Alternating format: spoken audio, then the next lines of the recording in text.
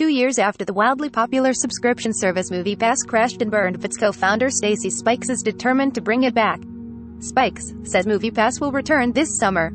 The company, recently bought by Spikes after his unceremonious ouster from MoviePass in 2018, held its launch event today at the Walter Reed Theater, Lincoln Center in NYC. Spikes began by wasting absolutely no time addressing the Helios and Matheson Analytics-shaped elephant in the room. The firm is now infamous for being the parent company of MoviePass that managed to blow the entire thing up shortly after the firm bought the startup, which became famous for offering unlimited movie tickets for a monthly fee. A lot of people lost money, a lot of people lost trust, Spikes said, claiming he was among those who were hurt by the company's mismanagement.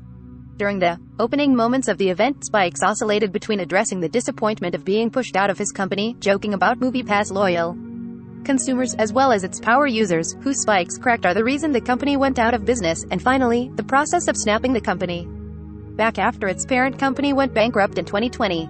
"We're looking at this from another point of view," Spikes said of the company's relaunch, adding that he now plans to run a business like a co-op. Spikes added that MoviePass users will be able to hold partial ownership of the company, with its most premium tier inclusive of a lifetime subscription. The event was at times a little bizarre, with muted clapping audible when Spikes paused to make sure his jokes and proposals were landing with live attendees. Spikes sounded at times more like he was delivering an enthusiastic TED Talk about theatrical releases than a product launch. He hyped the relaunch under his new vision, which, he says, will be powered by Web3 technology. "Moviegoing is not going anywhere. Cinema is not going anywhere," Spikes said. The company's original engineering team is returning for the business's relaunch, according to Spikes, and the service will launch this summer.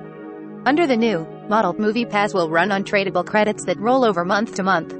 Subscribers will also be able to use their credits to bring a friend, a markedly different approach from the single-user card system that MoviePass used previously, which could prove annoying for non-card holders. MoviePass 2.0 will also work on a tiered system, Spikes said. Spikes shared images of a beta version of the new app and the credit-based system, which will vary based on things like peak movie-going hours. MoviePass ambitions for subscribers are charitably ambitious. Spikes wants to claim 30% of the movie-goer market by 2030, MoviePass moonshot goal. Somewhat unsurprisingly, MoviePass will incorporate aspects of Spike's existing business pre-show technology that has been used to allow gamers to trade ad views for in-game currency. This sort of format for movie-going was previously teased by Spikes to Insider. The way that pre-show works is that you have to actually view the ad. It tracks whether your attention is trained on your phone. Once users complete the pre-show, they'll be awarded credits that can then be used to buy tickets through the MoviePass platform. Spikes told attendees at the event that MoviePass most loyal fans will be deputized to beta users and will be able to use the experience for its first year for free. At some point during the summer, these users will be contacted about the beta programming.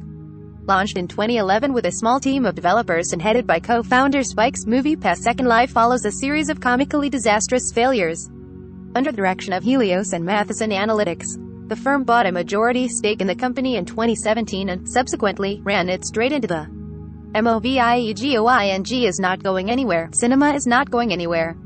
Spikes was fired from his own company by Helios and Matheson Analytics executives Ted Farnsworth and Mitch Lowe in 2018, reportedly for raising concerns about the service's unsustainable $10 per month payment structure, which was meant to be temporary, according to Spikes.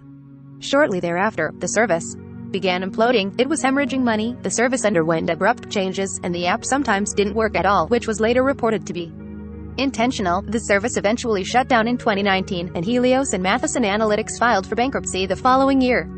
Then, last winter, Spikes bought back the company and announced plans to relaunch the service. Speaking at the time with Insider's Jason Garasio, who covered the MoviePass saga extensively, Spikes said that the decision to buy back the brand he helped form was encouraged by the continued interest from the movie-going community. He added, "We believe, if done properly, theatrical subscription can play an instrumental role in lifting movie-going attendance to new heights." Spikes seemed to shrug off existing subscriptions launched by individual theater chains, instead suggesting that MoviePass would offer more options and more flexibility than a single exhibitor could. Since MoviePass folded, plenty of theaters have launched their own power user subscription models that will compete directly with a now late-to-the-party MoviePass. MoviePass will also have to convince these exhibitors to sign on, something they were initially prickly about in a pre-pandemic market. A lot has changed for movie theaters since MoviePass shut down in 2019, and a lot will have to change for MoviePass, too, if it wants this second run to have a better ending.